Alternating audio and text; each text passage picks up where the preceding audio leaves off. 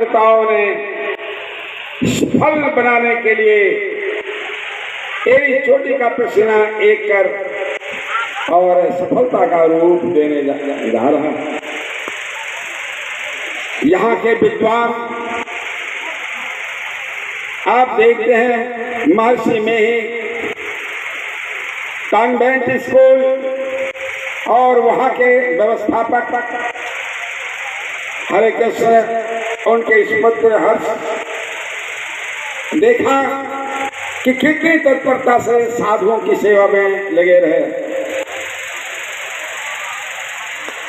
साधु महात्माओं को जरा भी कष्ट न हो, अपने आप पत्तल पानी परोसन सब करते थे। आज कितने ऊंचाई को प्राप्त कर गए, करोड़ों की संपत्ति होते हुए भी कितना एकदम से सेवा में रत हैं। जो महान होते हैं, जो विनम्र होते हैं, वही तो महान होते हैं। ही गति जाऊं विश्व नो फॉल, फ्रॉड मस्ट बी फॉल। इसलिए नम्रता जिनके अंदर में है, उन्हीं से भक्ति होती है और भक्ति करके उस पर ब्रह्म परमात्मा का साक्षात्कार कर लेते हैं।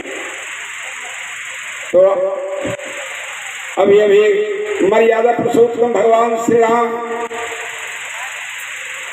शबरी को उपदेश दिया और शबरी जी मातंग ऋषि की शिष्या थी।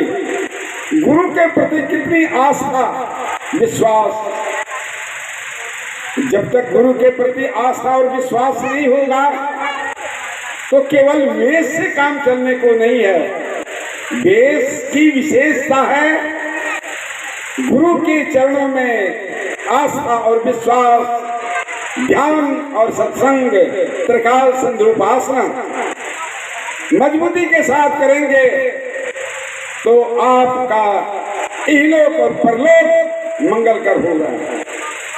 लेकिन समय व्यतीत होते जा रहा है, समय की सदुपयोगिता सत्कर्म में है और समय की दुरुपयोगिता दुष्कर्म में है।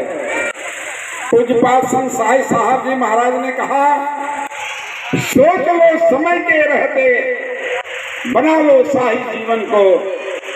समय जब बीत जाएगा तो फिर पछताने से क्या होगा। बहुत सुंदर मौका लगा हुआ है और ऐसे अवसर पर सत्संग का आयोजन, लेकिन ये आयोजक के भक्तिपूर्ण आस्था विश्वास के चलते है पूर्णता की ओर है, निर्विघ्न कार्यक्रम चल रहा है। तो अभी अभी जो पाठ हुआ है नवधा भक्ति में आया स्थूल भक्ति और सूक्ष्म भक्ति। स्थूल भक्ति जो है 5 भक्ति तक केवल मन लगाने की ही बातें हैं, यह स्थूल भक्ति है।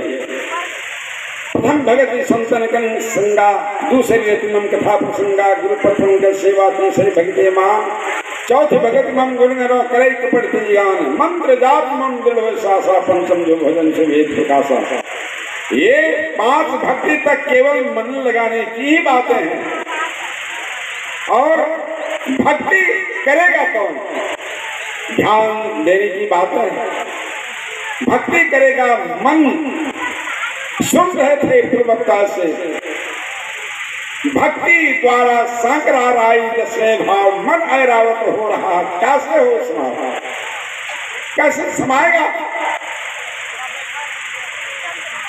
उपनिषद से ऋषि ने कहा, वह राग कितना बारीक है, बालाग्रसहस्त्रम तस्य भागस्य भागिनः तस्य भागस्य भागार्धं तत्सेतु निरंजनम।